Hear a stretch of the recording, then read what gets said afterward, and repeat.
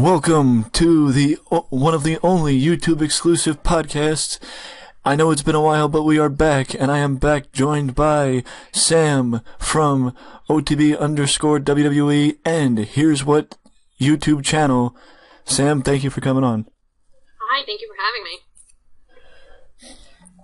So, well, I mean, even after WrestleMania, there's still a lot of stuff to talk about within wrestling. What did you think of WrestleMania? I guess is the best place to start. I thought WrestleMania was okay. Honestly, not my favorite show, but wasn't awful. I don't know. I feel like I was just expecting more from, it's WrestleMania. Mm-hmm. I think we had a couple of great matches, like Charlotte and Asuka in the Intercontinental title match, but, the tag team title match for Raw kind of fell short. I was a little disappointed for SmackDown. Mm-hmm. Yeah, I agree. I mean, especially seeing John Cohen's son be Braun Strowman's tag team partner in the tag team title match. That was a little, you couldn't have picked anybody else. Yeah, it's Raw has done such a great job of building up their tag division that it's kind of a slap in the face. Yeah. To everybody on the show. I mean, you're right. You couldn't have picked somebody or, somebody returning. It's got to be a 10-year-old kid. Yeah, and now, now you wonder what exactly is going to happen with, Matt Hardy and Bray Wyatt moving into the tag team division and, Breezango, which, we'll get to the Breezango on Raw in a little bit. But I think, talking about WrestleMania and not talking about the two world title matches, is it just me or do you feel like the title match is sort of underwhelmed? Oh, completely underwhelming. It's, Shinsuke Nakamura, this huge superstar, wins the Royal Rumble, and then, he loses the match, and then a low blow. I mean, I don't know. And then I think everybody knows how the world feels about Brock Lesnar and Roman Reigns, but it just doesn't make sense to me. I mean, you have WrestleMania, you build it up for all this, and then it's like, oh. Yeah. I mean, I can understand in hindsight why they chose to switch the finish of Brock and Roman because of the crowd reaction and all that stuff, and why they're probably holding it off until the Greatest Royal Rumble. But it's, I said it that night that whatever chemistry they had 3 years ago is gone. It was a sloppy match. Well, I don't want to put anybody down because I give credit to anybody who steps in the ring, but yeah, Brock Lesnar, if you want to build up Roman Reigns, I don't think Brock Lesnar is the person for it. Yeah, I agree. It doesn't help Roman at all. I agree. But you're right, I do get what they're doing, and, if he wins at the Greatest Royal Rumble, mm-hmm. the crowd reaction is going to be so much different than had it been at WrestleMania. Yeah, I agree. Yeah. And you don't have to worry about, talking negatively about somebody because in every video I do, either I make a joke about somebody or somebody else makes a joke. So you want to shoot, go for it. Okay. I don't want people coming at me. No. Anybody who watches the videos knows how my videos usually go. By now we usually bury at least somebody. But, I mean, do I understand? I mean, when, I don't remember who said it, but when they said, somebody post WrestleMania said that Shinsuke hitting the low blow and turning heel on AJ after the match was the biggest reaction anything those two did at WrestleMania got. Yeah, and that's sad because it's Shinsuke Nakamura and AJ Styles, literally two of the best wrestlers in the entire world. Yeah. But you can't blame the two of them. It didn't feel like there was a great build up to it. I agree. And that's the thing that, New Japan does, better than, WWE, like, not even just for the IWGP heavyweight title matches, because not all title matches have the tremendous build. It's not that, it's that all the championship matches in New Japan are special. In WWE, they just seem like another match. Yeah. No, you're totally right. It's different than it was, probably when we were growing up. You're right. Yeah. It doesn't feel special anymore. It's just like, okay, it's like we've seen Brock Lesnar and Roman Reigns a million times. Like, no, we haven't seen AJ Styles and Shinsuke Nakamura, but it just felt like you've seen it before. Yeah, and that when you realize that Shane McMahon and AJ Styles had a better match last year than Nakamura and AJ had this year. Yeah, that's saying something. Yeah.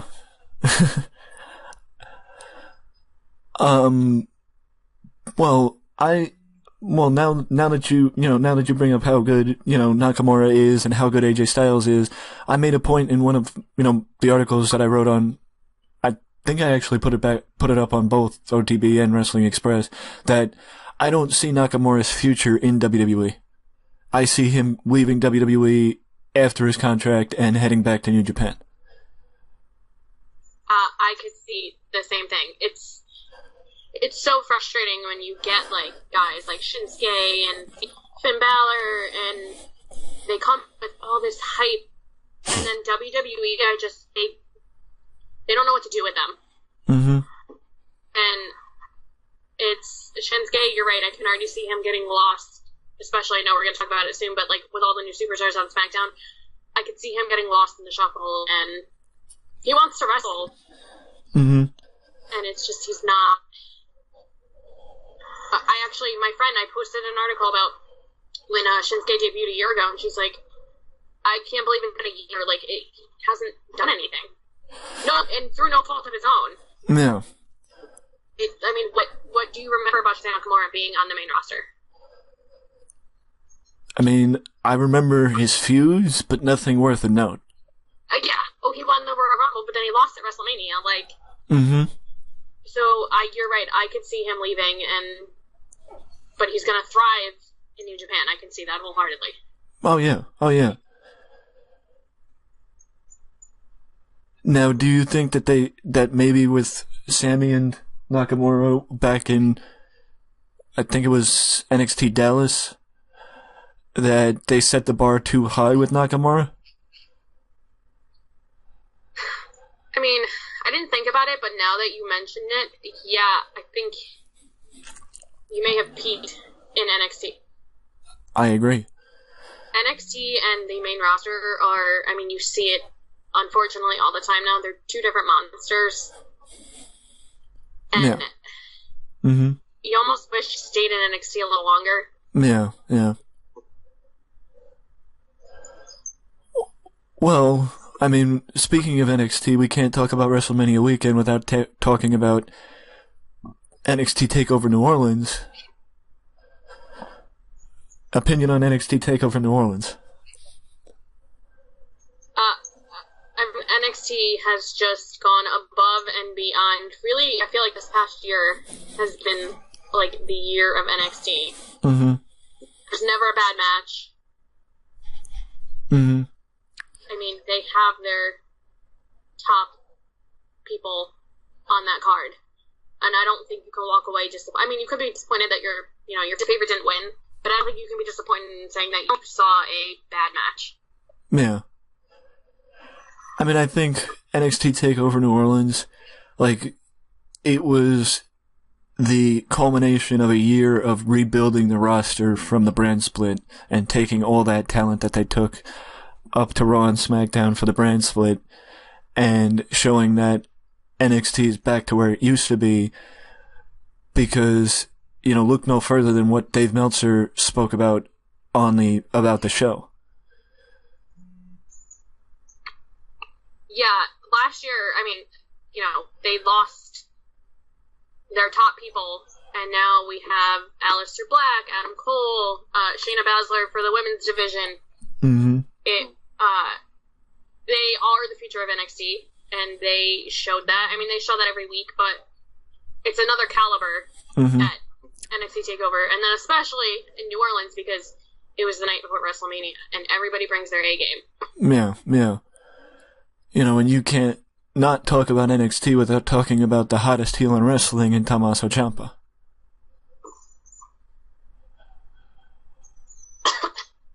Yeah, he, when you see him on Twitter, he definitely likes to generate whatever he can get.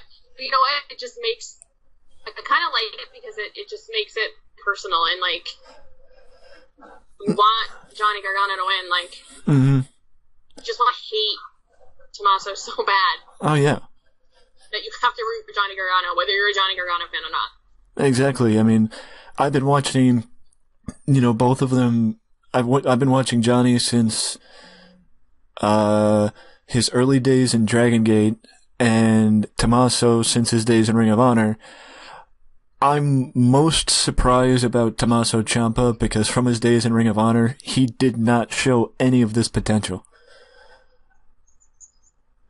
Yeah, but it goes to show you, like, NXT is, like I said, a different monster. I mean, there's a lot of people that honestly was signed, and I've kind of, that hadn't had experience, and I'm like, I don't know. And then they get in NXT and they get that training, and it's just a whole nother level. I mean, you know, when DIY split, I think everybody kind of thought, all right, it's going to be Johnny Gargano. You know, he's Johnny Wrestling. Yeah. And you're right. I mean, Tommaso kind of surprised everybody, but in a good way. Oh, yeah. It's entertaining. You want to see him. Absolutely, absolutely. I mean, I don't remember the last time the WWE actually had as many hot heels as they do with Undisputed Era and Tommaso Ciampa. Yeah. But to your point, I think nobody speaks to what you just said about NXT being a different monster and you getting that training and that opportunity other than the Velveteen Dream. Who would have thought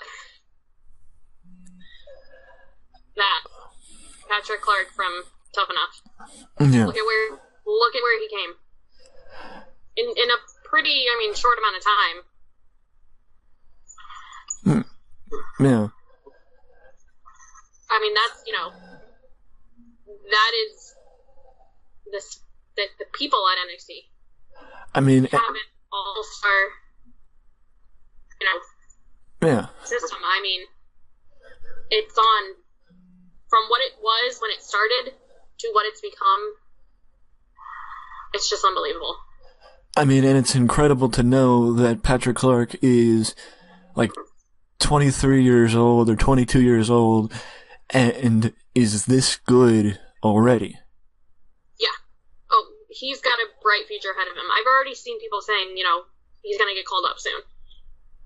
I mean, I'd rather him stay in NXT and develop that character. I agree. That's what you just read my mind. Yeah.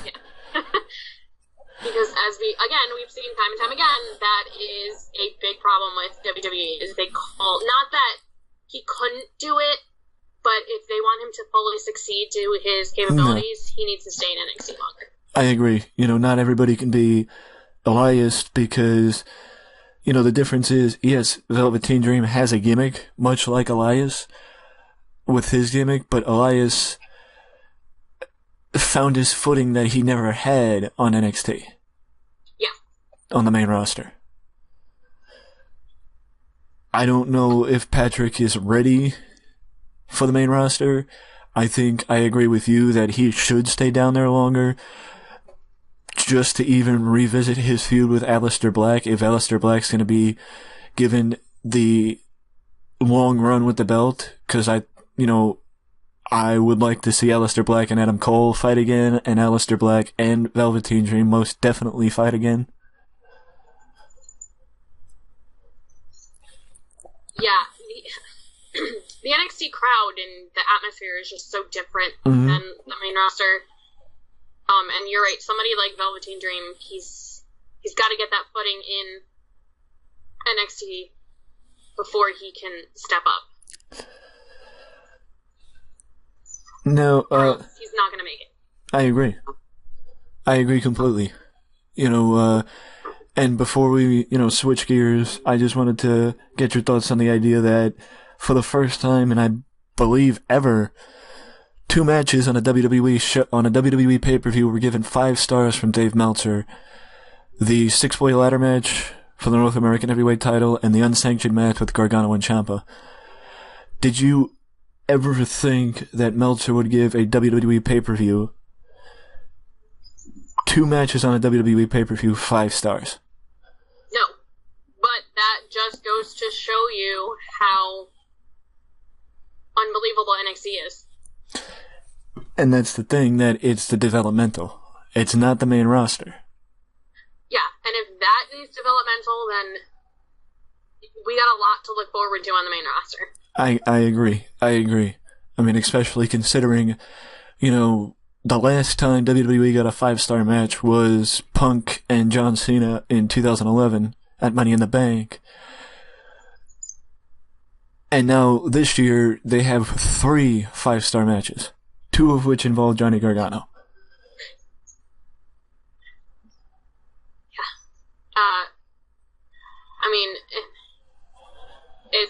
Even though, they're indie guys, they came from a different, it doesn't matter because, like I keep saying, NXT is a different monster, and I feel like it just brings out, like you were saying before, nobody thought Tommaso Ciampa would have been where he is now. It brings out a whole different side of you. And you want to put on your best because you know the entire world is watching you. Yeah, and that's why the advent of the network benefited the WWE in more ways than one, because even though everybody still doesn't watch NXT, a lot more people do than they did. Oh, yeah.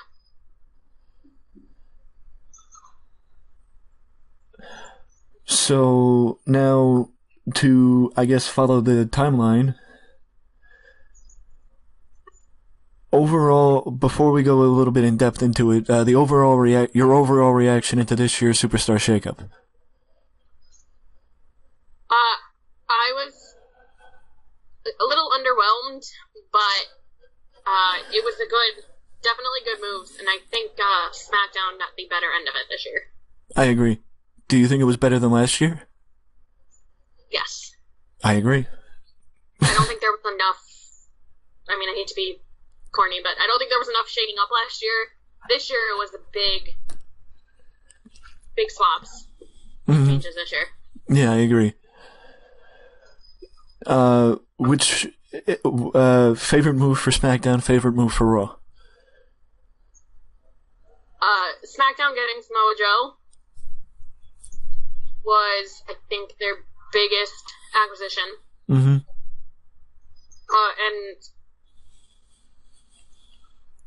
I think Raw getting Bobby Roode. Really? Yeah. He's, I don't know, he's one of those guys you kind of love, like, you gotta love him. Yeah. His entrance is unbelievable. He's Bobby Roode. He's so great, but like I said, I was kind of underwhelmed for Raw.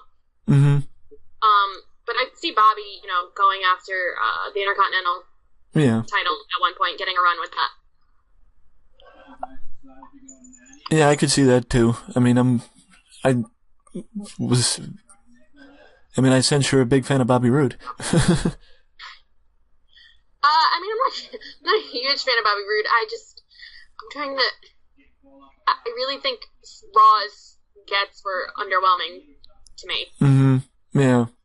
I was kind of hoping for Shinsuke or AJ Styles if they swap the titles.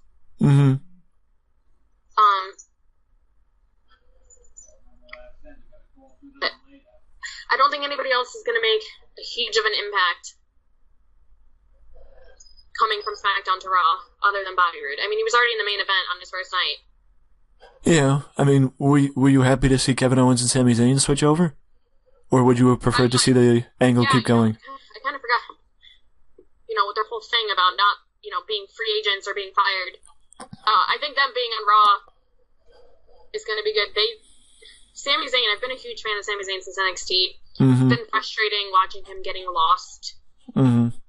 in the shuffle.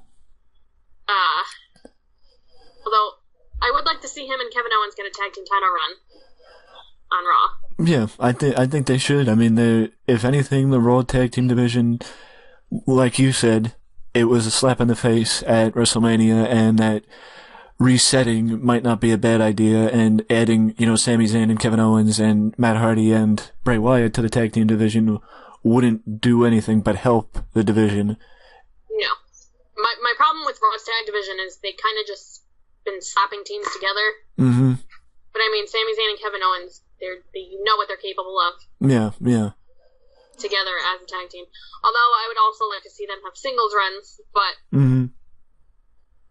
Right now they're very entertaining as a tag team. I agree. Well, as to SmackDown, you read my mind as far as Samoa Joe. I completely agree. I'm super excited to see Samoa Joe on SmackDown.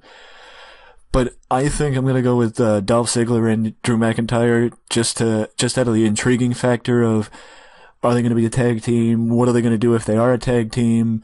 Like, what that aspect of things are with Drew now back on the main roster. Yeah, that was a pretty surprising move. Mm-hmm. When Dolph's like, I didn't come alone. I'm like, who did you bring? I don't think anybody thought Drew McIntyre. Yeah, yeah, that's going to be interesting to see what they do with the two of them. Yeah. Now, how would you feel if Dolph was Drew McIntyre's mouthpiece and not like a tag team, just like Dolph stayed out of the ring for a bit and just managed him? You know what? I never thought of that, but I actually think that's a good idea. I mean, we all know. Dolph Ziggler can talk, mm-hmm. but he gets that, he gets people's attention, and Drew McIntyre is amazingly talented, but, never been fantastic on the mic, so maybe him being his mouthpiece and kind of not training him, because Drew McIntyre is anything but new, but, maybe kind of being his mentor a little bit would help both of them, because Dolph's obviously been floundering on SmackDown the past few months. So it'd be kind of a fresh start for both of them. Mm-hmm. Yeah, I completely agree that, it would be sort of a elevated, sort of more, get more attention than it did with Titus, when Titus stepped out of the ring. Yeah. Titus O'Neil, he's very entertaining, but the whole Titus Worldwide thing, it's fallen pretty flat. Yeah, I agree. But you're right. Titus O'Neil and Dolph Ziggler are two completely different creatures, and I think if anybody can do it, it's Dolph Ziggler. I completely agree, and I think giving him a role like that would show that they actually may believe in his charisma and his ability. I know Vince doesn't like managers, and that's why I don't know Dolph would manage. Yeah. I don't know that Dolph would manage, because Vince doesn't necessarily like managers. Yeah, it could go either way. But you know what? You're right. It's intriguing, and we're gonna have to wait and see what their plan is with that. Yeah. I think either way, it would be interesting. As a tag team, maybe as an alliance, or Dolph managing him. Mm-hmm. I think any way you slice it, it's going to be good for the both of them. Yeah. What missed opportunity with the shakeup? Who do you think could have switched, or who do you think should have stayed put in place of somebody else, or who do you think should have that didn't switch brands? I really wanted Finn Balor to go to SmackDown. I think since Finn returned from his injury, he's just another one that I mean, you forget when he was injured, he had won the Universal title. Mm-hmm. And since he came back, he's Mm-hmm. been in a feud with Bray Wyatt, and then this, and then, I mean, he had an amazing match at WrestleMania, but he's another one that just gets lost in the shuffle, and I think SmackDown would have been a good opportunity for him to reestablish himself. Mm-hmm. Mm-hmm. I mean, you know, Finn and AJ, Finn and Nakamura again, Finn and Joe now on SmackDown. Mm-hmm. So I was kind of disappointed that Finn Balor did not get drafted to SmackDown. I mean, I know it doesn't open much depth in conversation, but it's scary how much we're agreeing. Because I actually said the same thing in an article I wrote yesterday, that I think Finn Balor should have switched brands for the exact same reason that you just said. And I think that, not that Finn is missing something on the mic, but I think switching over to SmackDown, where match quality takes precedent over promo skills, Yeah. it would benefit him.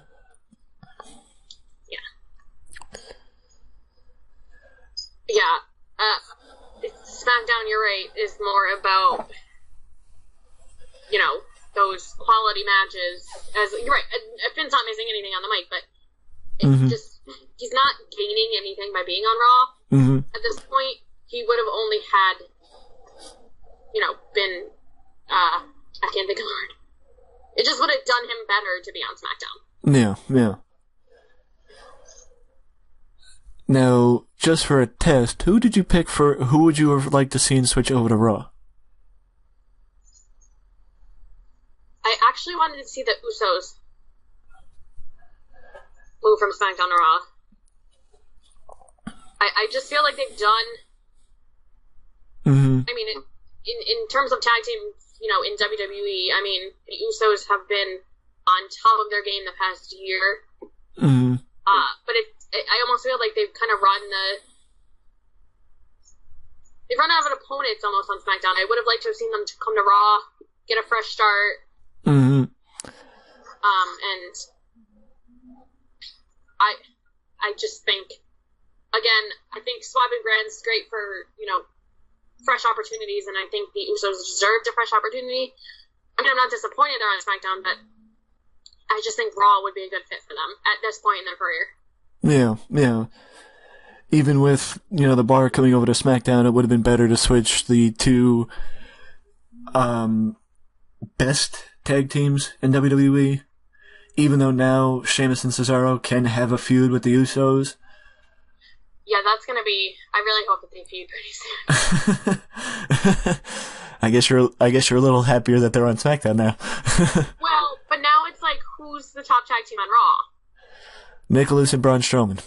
Yeah, apparently so. I mean, really, who do we have on Raw? I think Raw kind of missed the opportunity. I mean, don't get me wrong, I love Breezango, but yeah, mm-hmm. Raw got Breezango and the Ascension, and SmackDown got the Bar. It just doesn't seem like a fair swap. I agree. Raw. I agree.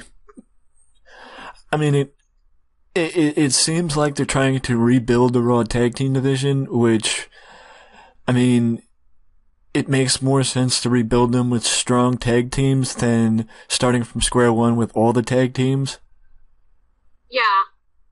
Yeah, I can see that. But, I mean, if I had to pick one person, it would have been Rusev or Rusev Day in general, just to have Rusev move over to Raw.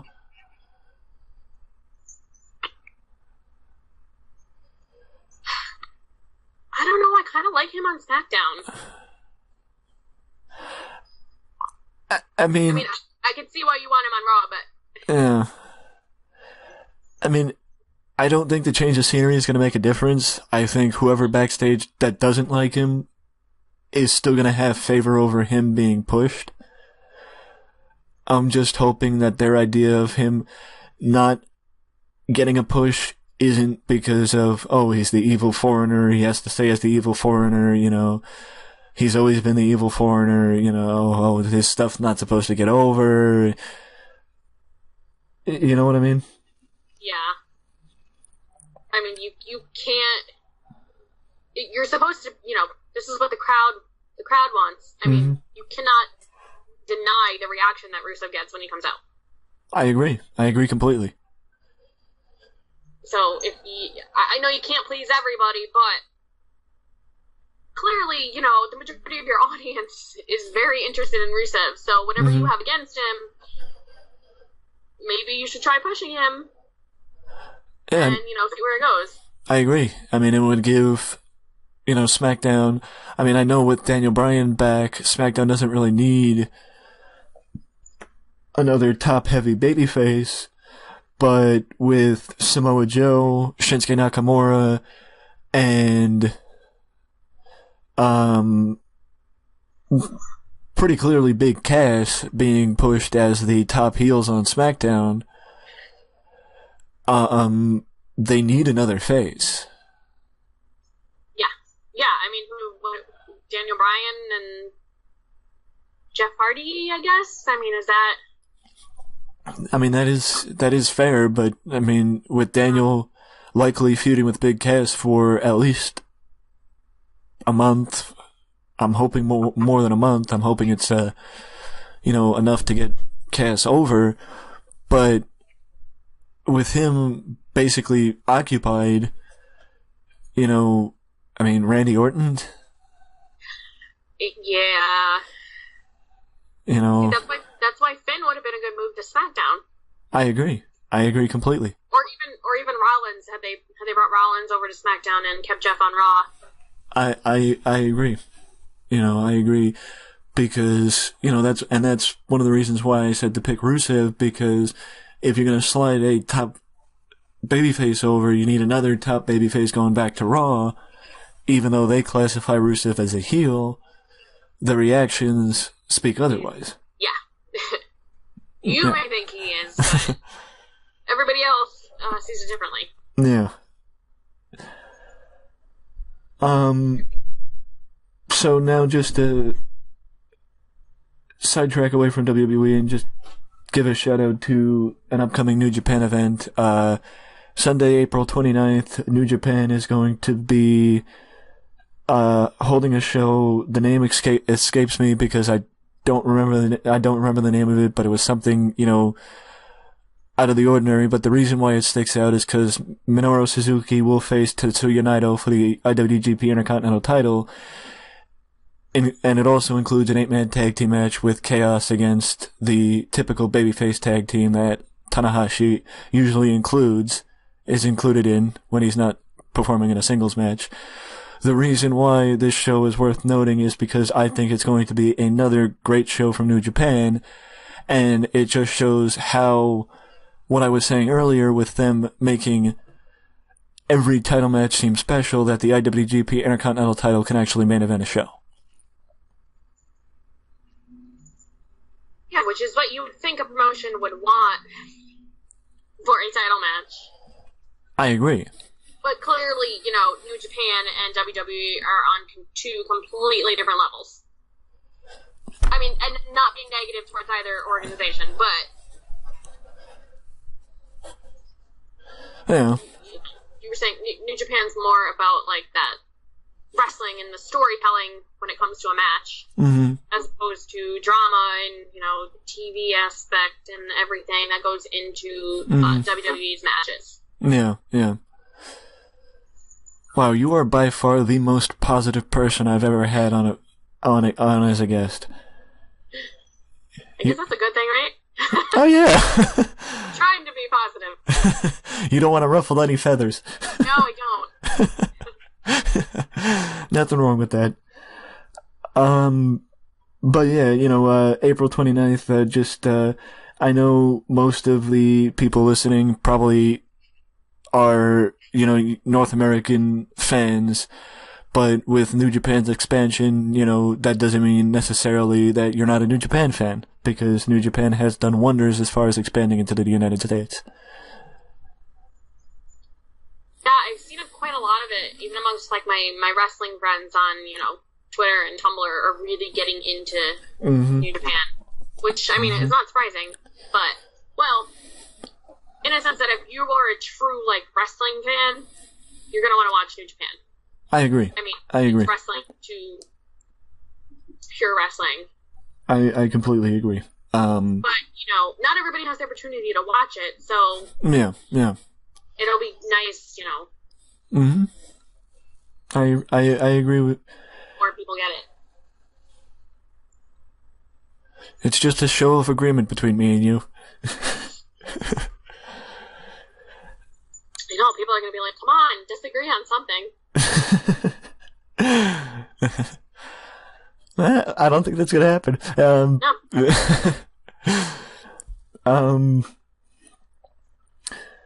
But,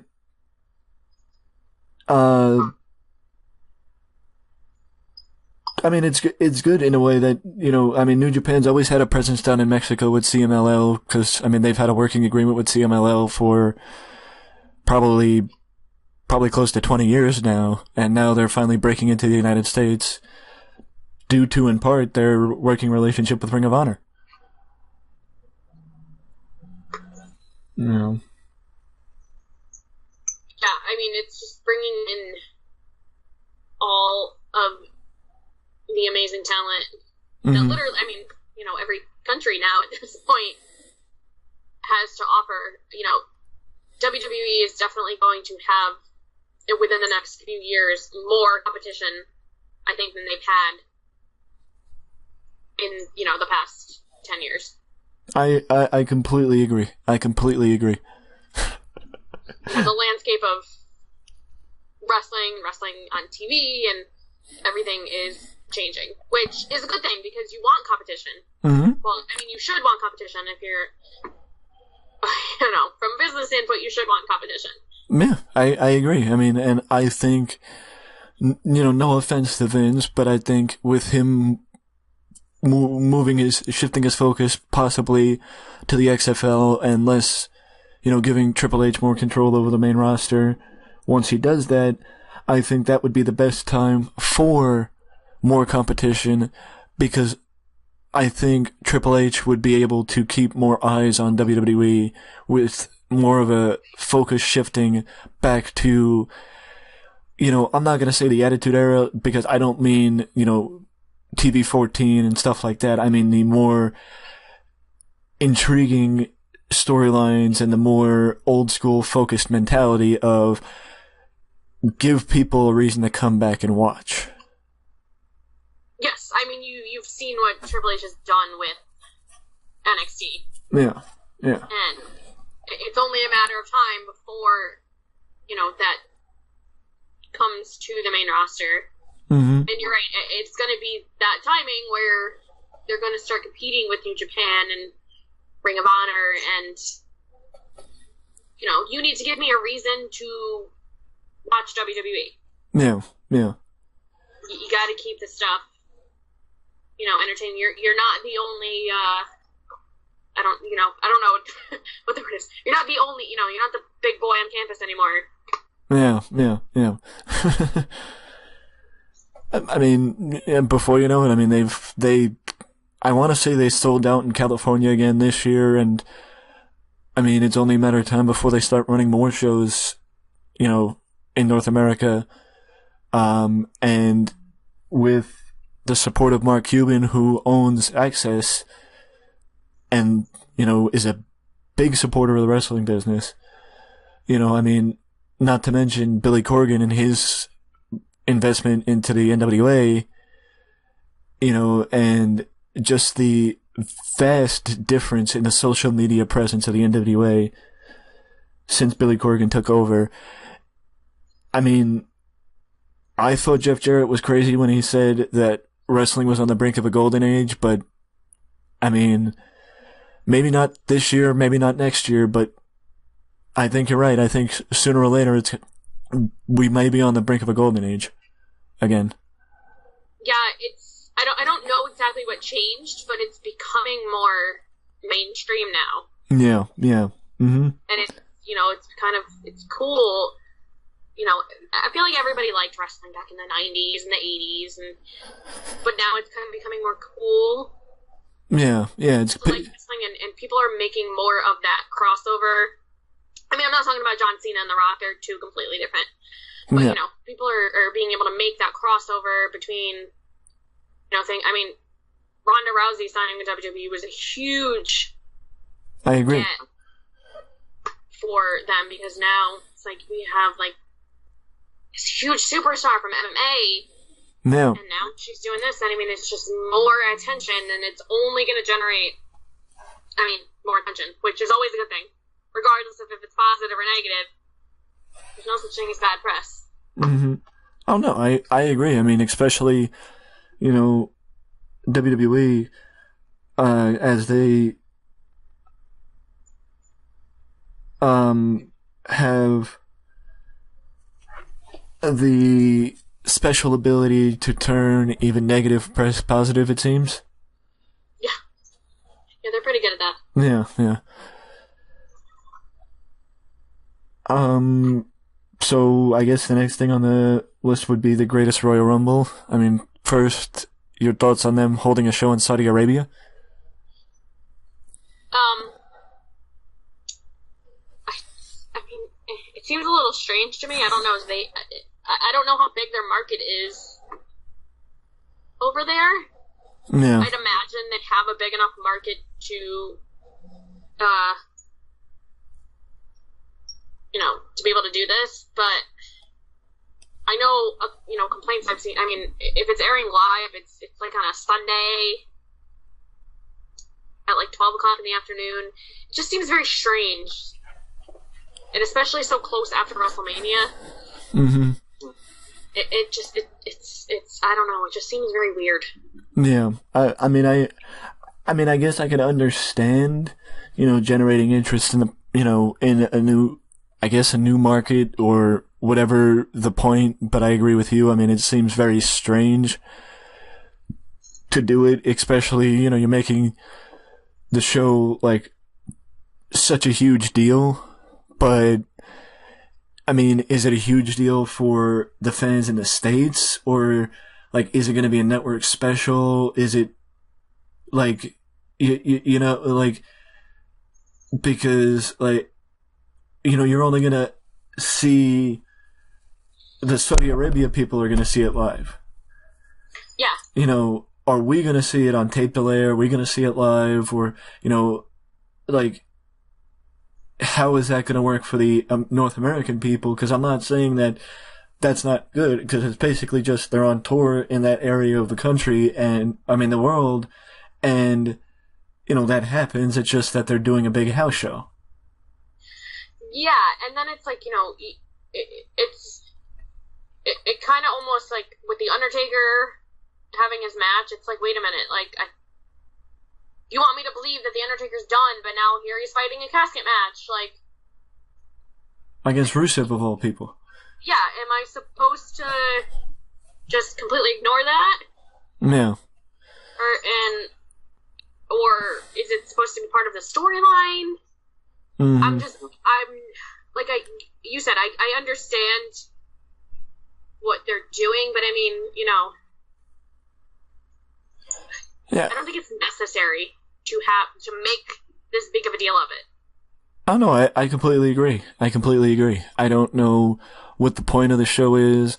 I mean, other than to maybe give them, that gave them a fallback plan for Roman, but I mean, in my opinion, if Roman's headlining the greatest Royal Rumble with Brock, why have the 50-man Royal Rumble then? Yeah, and why have The Undertaker? I mean, you're gonna want...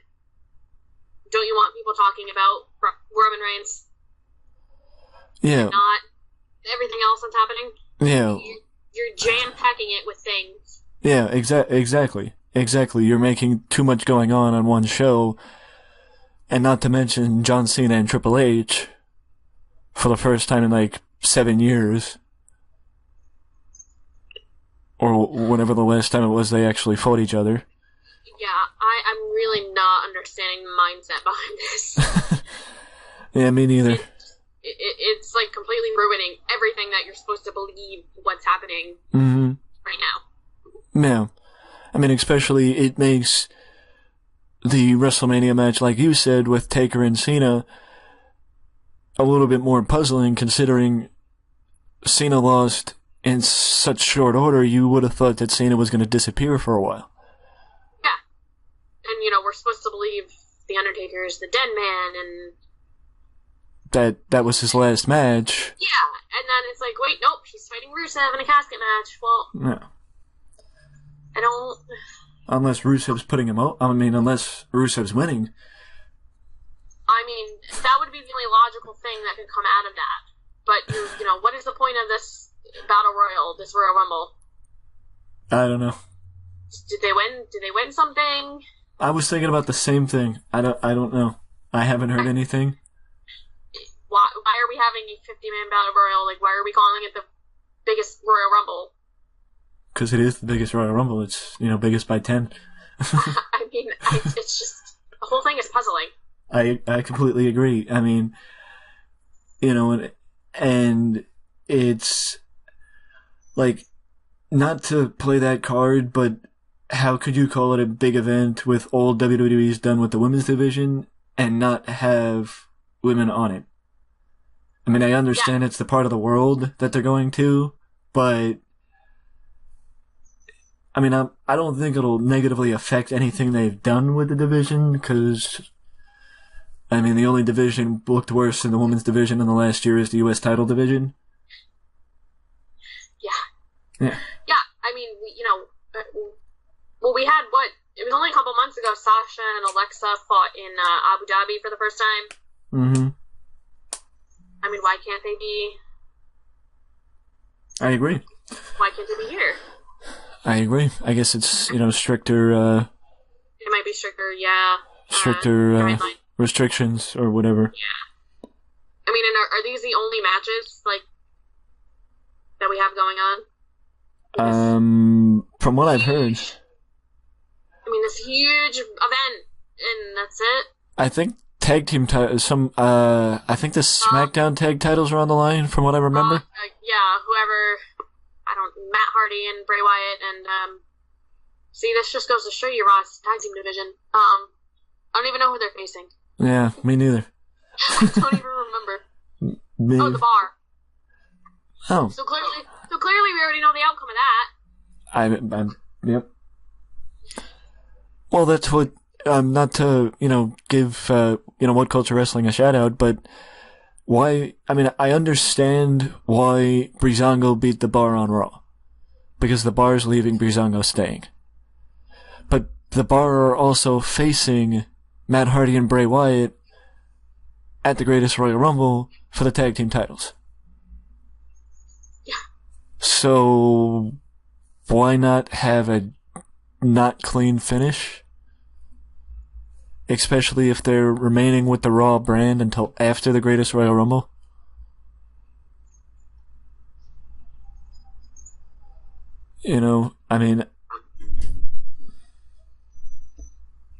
It probably does go back to what you said, that maybe the Usos should have switched brands, and the Usos then could have been the ones that, if the Usos beat the Bar, it wouldn't have been as big a deal as Breezango beating the Bar.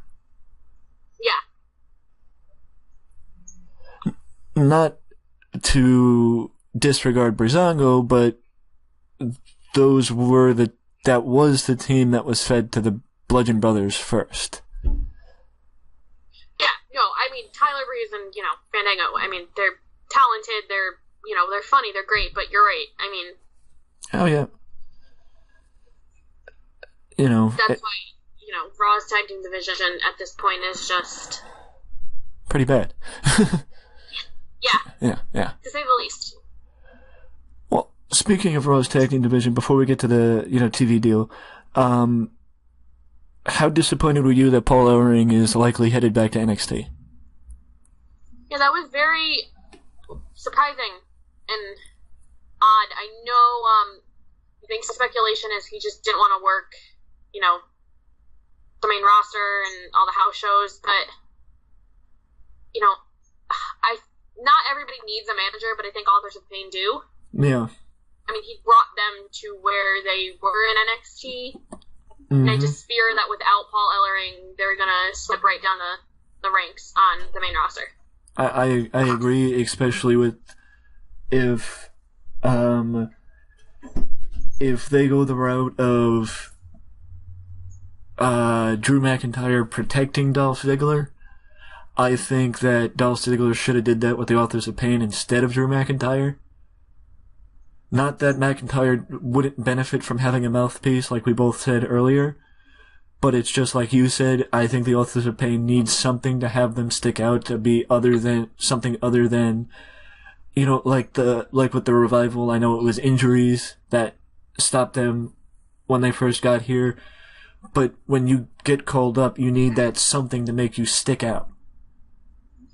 Yes. And I mean, I know Authors of Pain, they're big guys, but you need something other than that. Yeah. And Paul Ellering gave them that. And then you just... And, I mean... Inside, for whatever reason, I don't know why, but... Yeah. I think it's gonna hurt them in the long run. Well, I was gonna say the same thing, that Paul Ellering...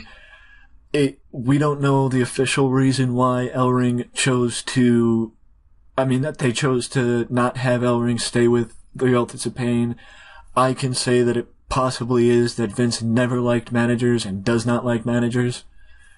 And that could be the reason, but it also, we don't know the official reason why Ellering is no longer with the Authors of Pain, but he is no longer with the Authors of Pain.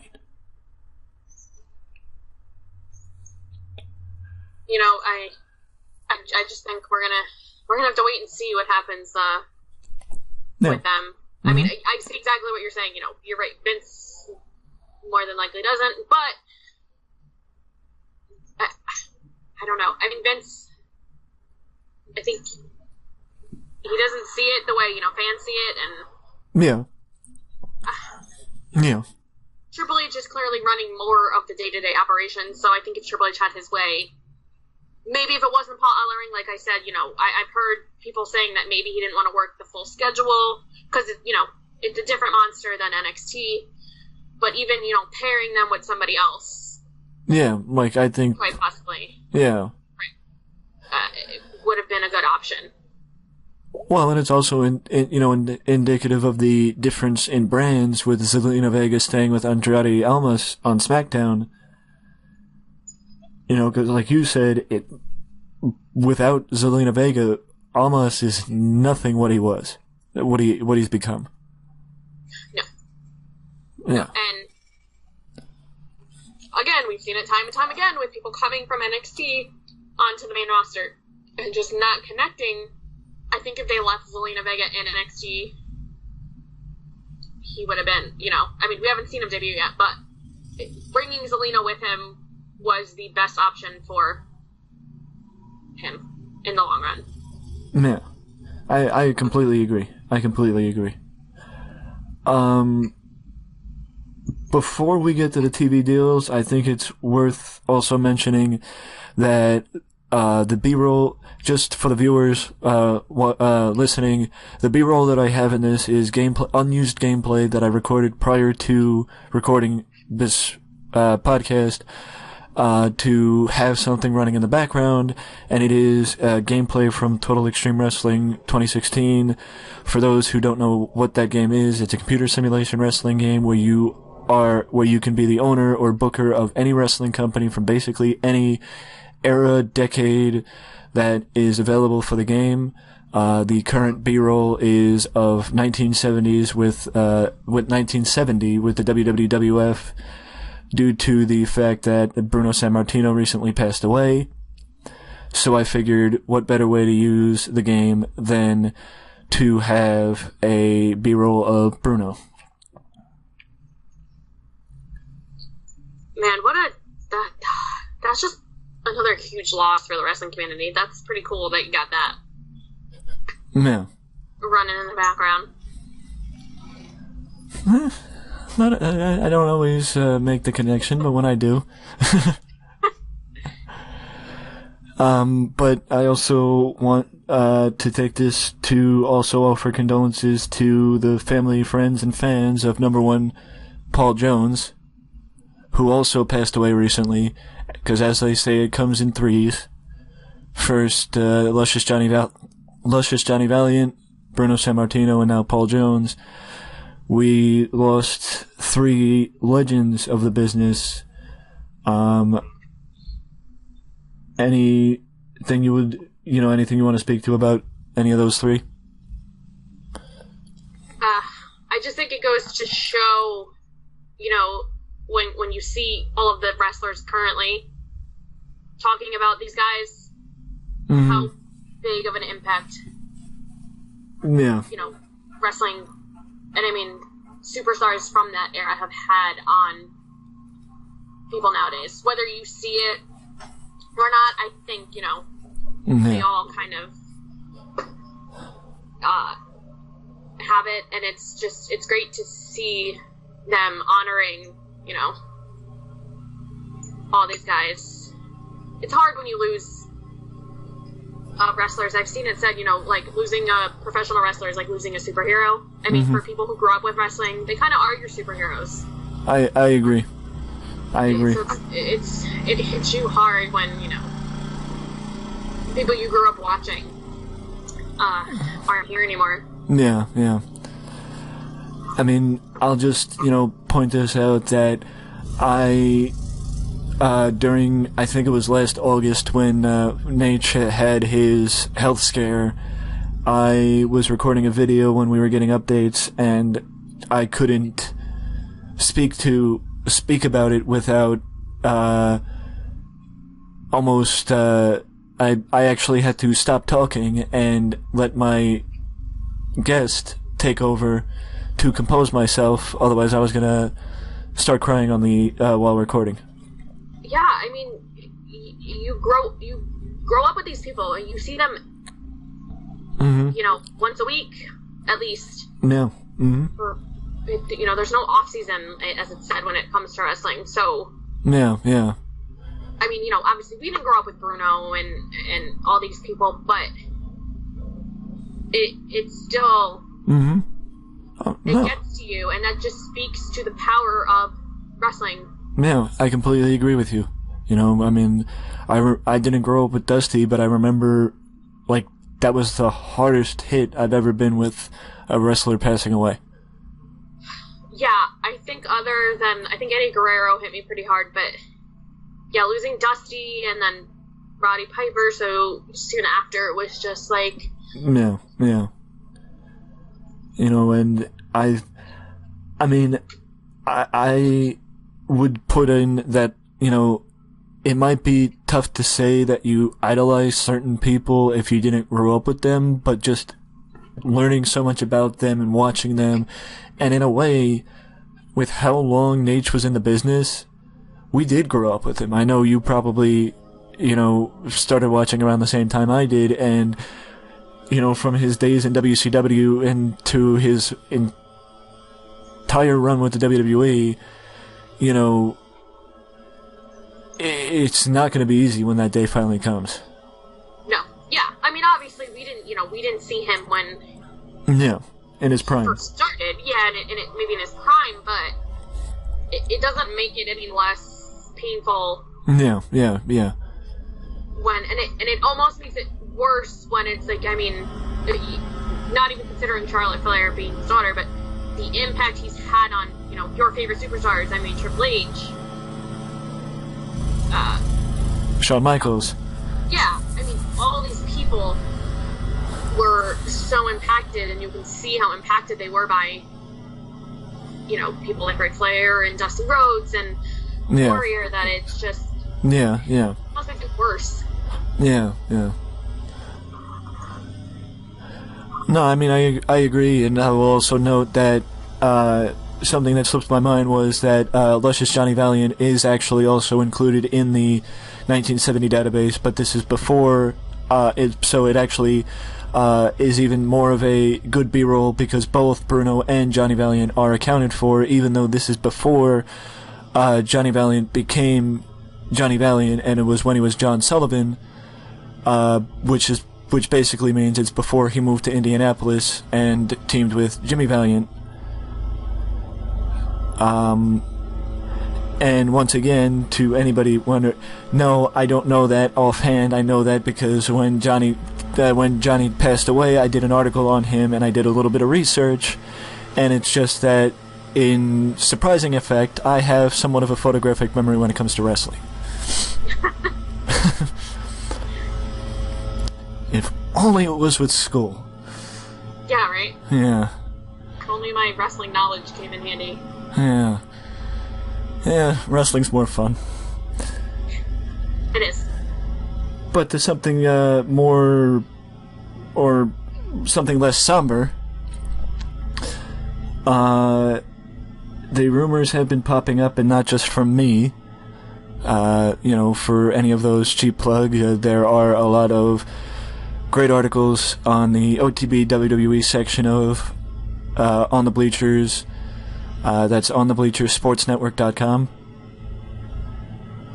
And I'm not just saying that because both me and Sam work on the site. Okay, I am, but cheap plug. Gotta get that in there somewhere. Of course. But there have been rumors that, especially with the rumored UFC move to ESPN and NBC coming with UFC switching over from Fox, but there's rumors that WWE could be moving to Fox once the TV programming deal is up in 2019.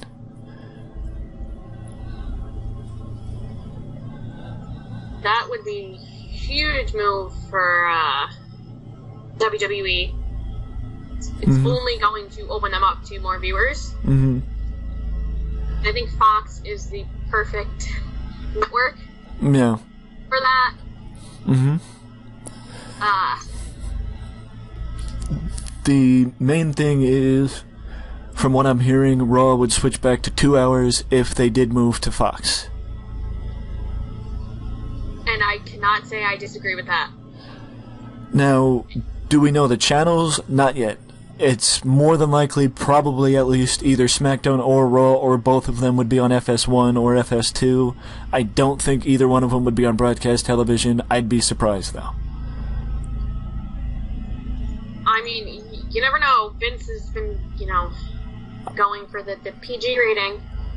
You are correct. I mean, it could squeeze in. Might be able to pass that off. Squeeze in nice between the two Fox News at 6 and Fox News at 10. Yeah. But I definitely think Raw going back to 2 hours at this point is very much needed. I agree. I think if we were back in, the Attitude Era, I wouldn't mind it being 3 hours. Mm-hmm. But it's like they're trying to fill the 3 hours now. And I think, SmackDown gets more done in the 2 hours than Raw gets done in their 3 hours. I completely agree. I don't think we've disagreed on anything. Just to note that. It's like we're thinking together. Yeah. Yeah.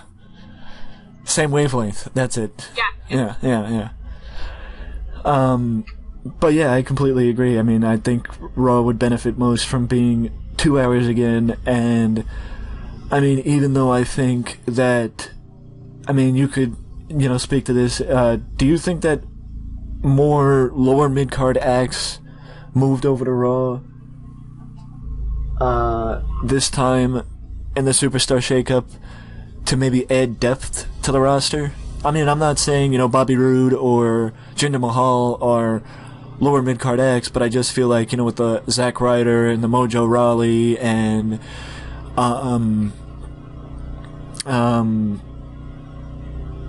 Breezango, I feel like more lower mid-card people move to Raw than, on the reverse side.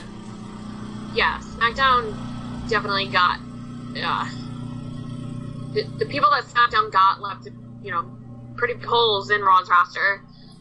Yeah, Mm-hmm. so I think moving over Ascension and Breezango and the other people that they moved over is going to fill up that space. Yeah. Unfortunately, the people that they moved over have kind of been not doing much on SmackDown. Yeah, I agree. So we're going to have to wait and see what exactly they're going to do on Raw. Mm-hmm. I'm not sure how that's going to go, but yeah, I think it's going to give people, we'll have people that can, you want to build up Drew McIntyre, throw him against Zack Ryder. Yeah, exactly. You have. I guess that's probably where they're going with that. Yeah, and Baron Corbin too, who shifted over to Raw. I keep forgetting about him moving to Raw. Well, that's just because Baron Corbin's pretty forgetful. Yeah, Hey, it took it. He hasn't done much on SmackDown. Him moving to Raw really wasn't. I guess clearly wasn't a big deal to me because I keep forgetting about him. I don't know what they're going to do with him on Raw. I don't know what they were doing with him on SmackDown. And that's the general with him. And that's the least positive you've been the entire video. I knew I'd get it out of you. And I'm still trying to be positive because I don't want to be mean. But I don't see what everybody sees in Baron Corbin. Hey, I don't get it. Took over an hour. It's a new record. I know. What, an hour and 10 minutes in? Yeah. But, no, I agree, and I think that it just speaks to Vince suddenly having fascination in pushing Baron Corbin again, that he moved over to Raw. And I'm happy that means Joe moved to SmackDown, because it basically means that Joe and Baron switched brands. And that even if if Roman and Joe are still fighting each other at Backlash, that it's not a big deal if Joe does lose. Yeah, because he's on SmackDown. Exactly. You almost kind of assume Roman's going to win. Yeah. Because then Joe can move to, hypothetically, be AJ Styles' next challenger. Yes. Which would be very intriguing, seeing Samoa Joe and AJ Styles fight for the WWE title, knowing their history. Yeah, I wonder how Jeff Jarrett felt about that. Yeah. I don't think they'd ever main event now that the brand splits, brand exclusive pay-per-views are not existent anymore, but I think Roman occupies that aspect of the pay-per-view. Unfortunately, whether should or not, yeah, I think the near future Roman's going to be occupied that main event spot. Yeah. But that's not to say that Joe and Styles want to put on a clinic. Hold that thought. So after that landscaper timeout, do you remember where we left off? I know we were talking about the TV deal for WWE, going over to Fox, and how beneficial 2 hours would be for Raw. Oh, Baron Corbin. Oh, yes. Oh, see, he's so forgettable. Literally cannot remember anything about that man. He's the Mike Graham of the modern age. And if anybody who's listening to this saw my Florida retrospective with Billy Garcia, you'll know my hatred of Mike Graham and why I made that unfavorable comparison. It's just so bland. I could get over it if he had good... Again, I'm not a wrestler. I've never been a wrestler. But I think I've been watching long enough to know who can wrestle, and he's just... I agree. He's very, underwhelming in the ring. He's the embodiment of Shinsuke Nakamura's main roster run. Yes. Well, it's like, I'm not comparing anybody to Hulk Hogan, but Hulk Hogan, where he wasn't that good of a wrestler, but he had the charisma to make up for it and cover that. Yeah, I agree. But Baron Corbin has literally none of that. Yeah. I mean, Baron, well, I'll speak to this. You know, I have not seen,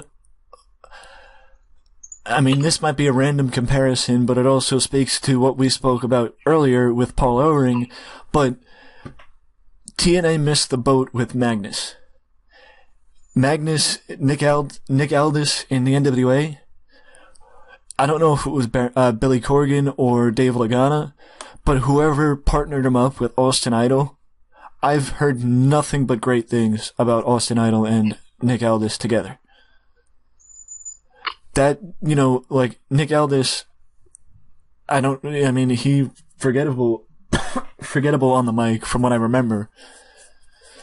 But him having a guy who was one of the best talkers of his era, like, far none, and spoken about highly by Jerry Lawler and others, Jim Cornette, as one of the best, you know, that's the benefit of having a manager. You know, Paul Heyman, bad idea for Baron Corbin. It would cloud out Baron Corbin like Cesaro. But Paul Ellering would have been perfect for Baron Corbin. You know what? I never thought of that. But at this point, I mean, is Baron Corbin worth saving? Yes. Wow, I found your the one way you're impossible. It's impossible for you to be positive.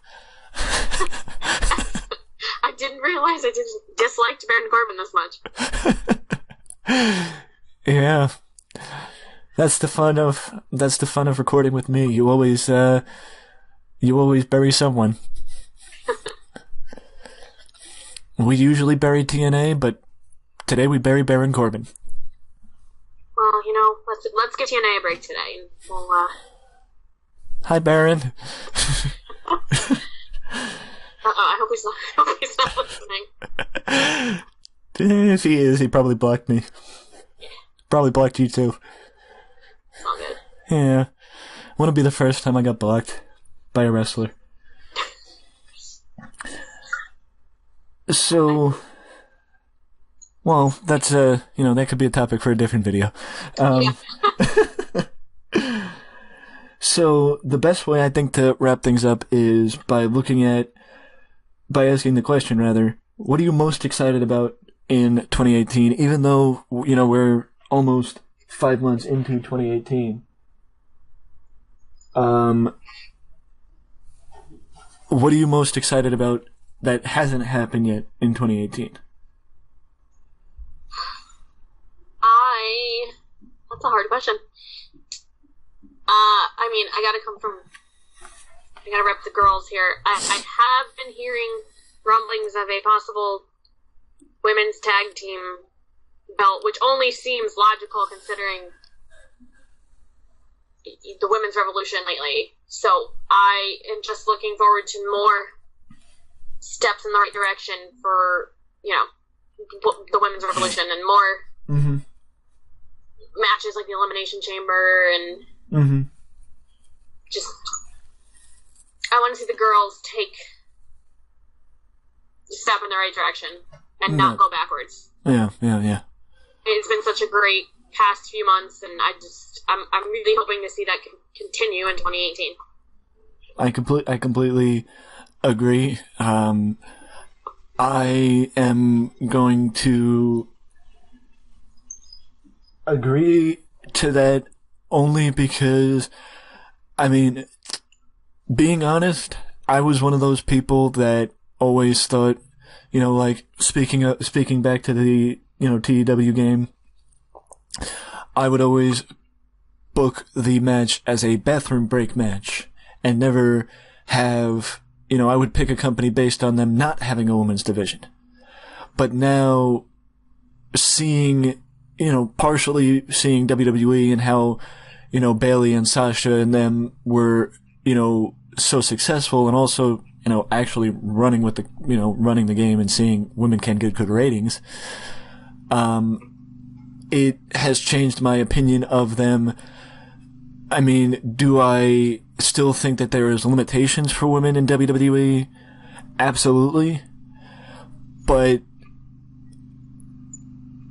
they're slowly but surely withering them all away. And I'm very happy about that, because I was one of those people that always thought that WWE didn't invest enough and believe enough in tag teams. And I think that in some cases I got my booking style from WWE, or booking mentality from WWE, and how they booked weak tag team divisions, and, just pushing together, piecing together people, and using women to, relieve them to big matches. And, women can't have big matches, but they're disproving that now. Yeah, I wholeheartedly see where you're coming from with, and I can't disagree with you, because it hasn't been great in terms of the women's division over the past 10 years, but I think if there is a time where it's going to change, it's going to be now. I agree. So I think we can only move forward from here, like I said. I agree completely. But the moment that, the thing I'm probably most excited about by far in 2018, even though for whatever reason, I haven't written on the schedule for articles to do for the week, because I write out all the articles that I'm going to do a week ahead of time for Wrestling Express. And for the last 3 weeks, I've wanted to write about All In, the Bullet Club's show that they're promoting. But for me, it's hard not to get excited about the idea that I believe it's September 1st in Chicago. Cody Rhodes and the Young Bucks are promoting their show All In. And the rumor that just won't go away is the idea of CM Punk some way being involved with the show, because of his association with, I believe it's Matt Jackson. I have not seen that, but man, that would be something. But also, not just with Punk, but also just in general, the idea of Cody and the Bucks promoting a show to prove that they can draw 10,000 people is, like, it speaks to what you said of the thrivingness of the wrestling business in today's time. Yeah, and I hate to even call it the independent circuit, but, a smaller promotion, we can say, where they're still getting that much attention and views because of their talent and because of the matches they put on. Mm-hmm. It just, again, it goes back to the point that there's so much more competition now than there ever has been. Yeah. And I wouldn't be surprised WWE getting beat in ratings or losing people if they don't step it up. Yeah, I agree. And we can't talk about most excited without talking about least excited. Can you pinpoint something that you're least excited about for 2018?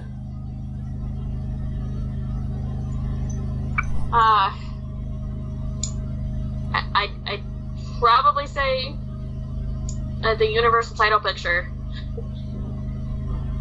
Elaborate.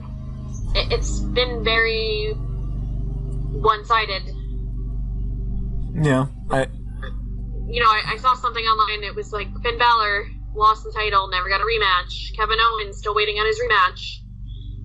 Goldberg still waiting on his rematch, but Roman Reigns keeps losing and still gets a rematch. Yeah. It's getting. Mm-hmm. It's got nothing to do with Roman Reigns. It's getting to be. I can't think of the word. Repetitive. Yeah, repetitive, yeah. And it's getting boring, and it's gonna start turning people off. Mm-hmm. And like we've said time and time again, this is not the time you want to be turning people off.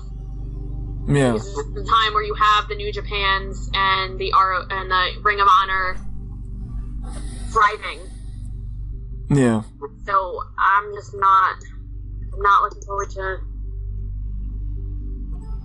the title picture on Raw right now. Yeah. I agree. Wholeheartedly. I didn't even think of that. But I do agree. I mean, I know anybody that is getting tired of hearing either one of us say we agree, don't worry, the video's almost over. But there's always, more time for us to agree in the next video.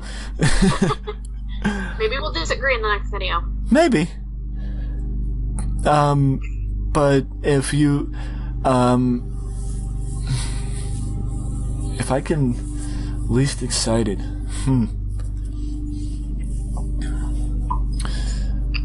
I'm gonna actually go for one that might be somewhat unexpected like you, SummerSlam weekend. Because you go back to last year when they did 4 days in a row at Barclays Center. NXT, SummerSlam, Raw, and SmackDown. I was at SmackDown Live that Tuesday. In my opinion, I hated it. Because nobody cared. Nobody was interested, nobody cared. And the beach balls were going around. I was frustrated because I was on Twitter ranting about how beach balls have no place at a wrestling show. If you don't like what you're seeing in the ring, stay home.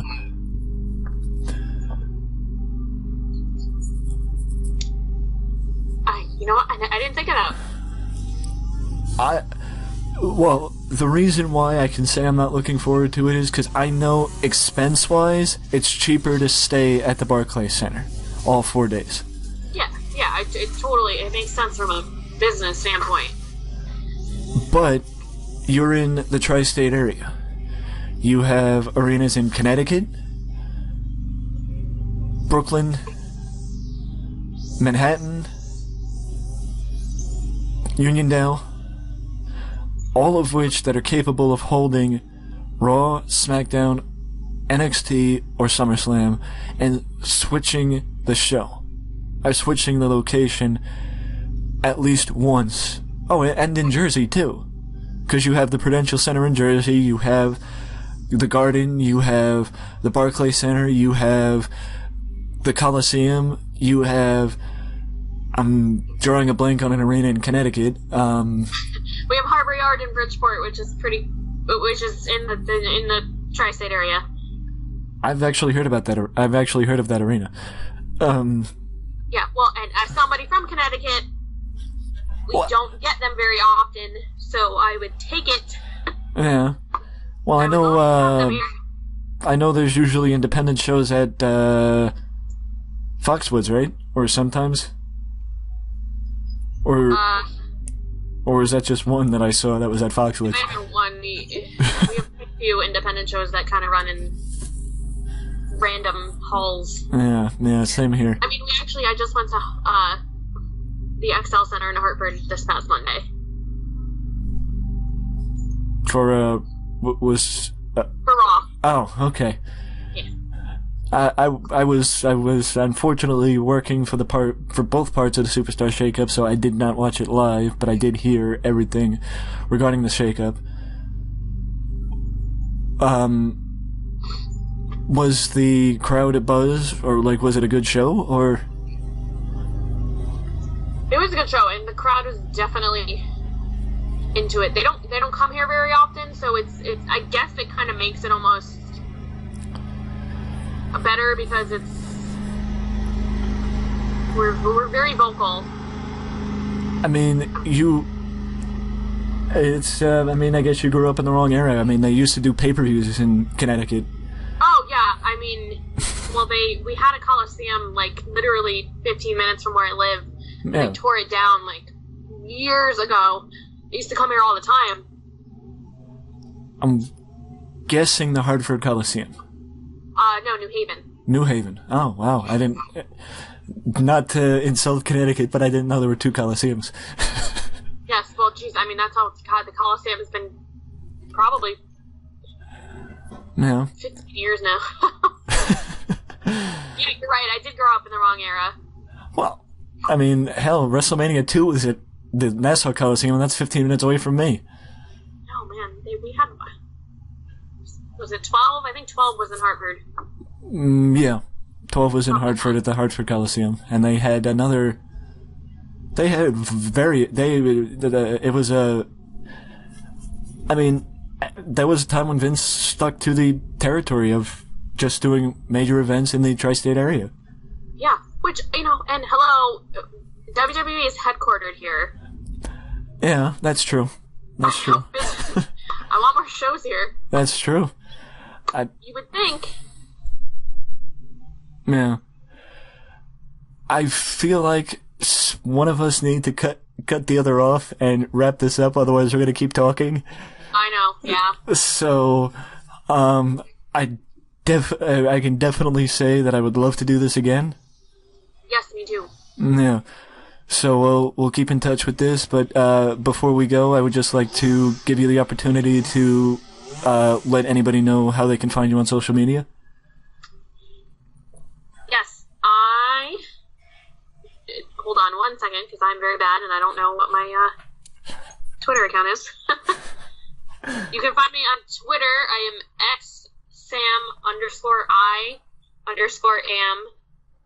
xsam_I_am_XX.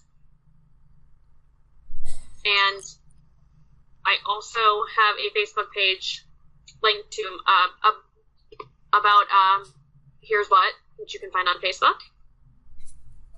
Okay.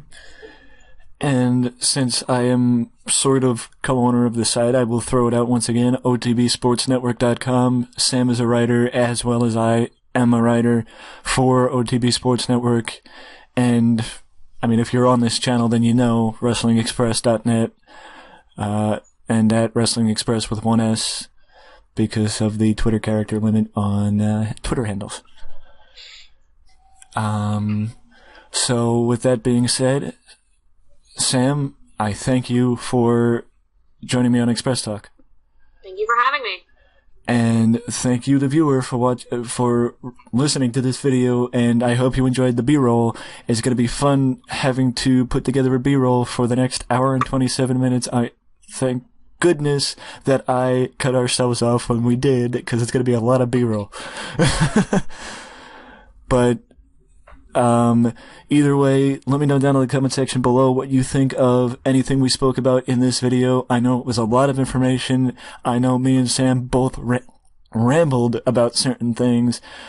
But if you don't want to leave a comment, feel free to leave a like, subscribe to the channel, subscribe to Sam, and here's what.